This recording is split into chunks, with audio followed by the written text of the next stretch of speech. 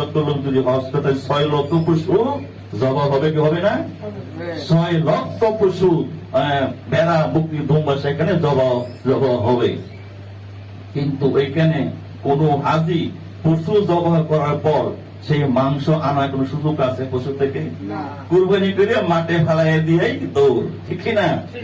সেই মাংস করে কি সৌদি সরকার সংরক্ষণ করে, পরবর্তীতে 1 বছর 6 মাস পরে সেগুলো আবার বিভিন্ন মুসলিম রাষ্ট্রে পাঠায়।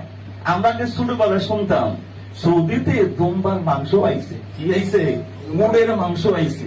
আর আমরা তো খুব খুশি, জীবনে উটের মাংস খাই নাই, সৌদিতে উটের মাংস আইছে, দুম্বার মাংস আইছে, খুব আরামে খাইতাম।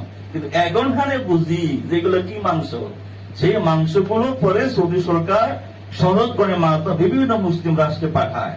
তাহলে বোঝা গেল কুরবানি মানে কি?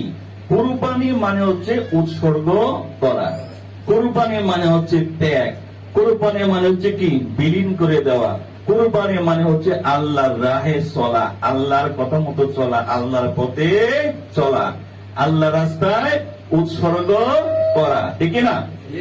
হযরত ইব্রাহিম আলাইহিস সালাম যখন তার পুত্র ইসমাইল নবীকে যখন কুরবানি করতে যখন তিনি প্রস্তুতি হইলেন, তার মনে কি এই আকাঙ্ক্ষা বা এই উদ্দেশ্য ছিল যে ইসমাইল নবী জবাই হওয়ার পর ইসমাইল নবীর খাইতে খাইতে মাংস খামো, এরকম কোন উদ্দেশ্য ছিল না। তার উদ্দেশ্য ছিল তাকে আল্লাহ নানাভাবে পরীক্ষা নিয়েছে, উনি সব পরীক্ষায় পাশ করছে। শেষ পরীক্ষা হইল তুমি তোমার প্রিয় পুত্র ইসমাইলকে কুরবানি করো। তিনি রাজি হয়ে গেলেন। এগুলা সূরা হজের মধ্যে আছে, 20টি মেবল বলা আছে, ইয়া বুনাইয়া, হে আমার সন্তান, আমি তো স্বপ্নে দেখেছি আমি তোমাকে আযবাহুকা, আমি তোমাকে জবাহ করতেছি। সুবহানাল্লাহ বলেন। যেরকম বাপকা বেটা, তো ছেলে বলল, ইসমাইল নবী বলল, ঠিক আছে আব্বা, তুমি যদি আদিষ্ট হয়ে থাকো তুমি তোমার আল্লাহ আদেশ হুকুম তামিল করো, আমাকে ধৈর্যশীল পাওয়া। বলে সুবহান। অবশ্যই তিনি যখন কুরবানিতে উদ্যত হলেন, অনেক ঘটনা আছে, তখন তার পরিবর্তে ইসমাইল নবীর পরিবর্তে একটি দুম্বা কুরবান হয়ে গেল। এদিকে ইসমাইল নবী ইব্রাহিম নবীর পরীক্ষাও পাশ করলেন, ইসমাইল নবীও বাইসে গেল এবং তার পরিবর্তে একটি দুম্বা কুরবান হলো।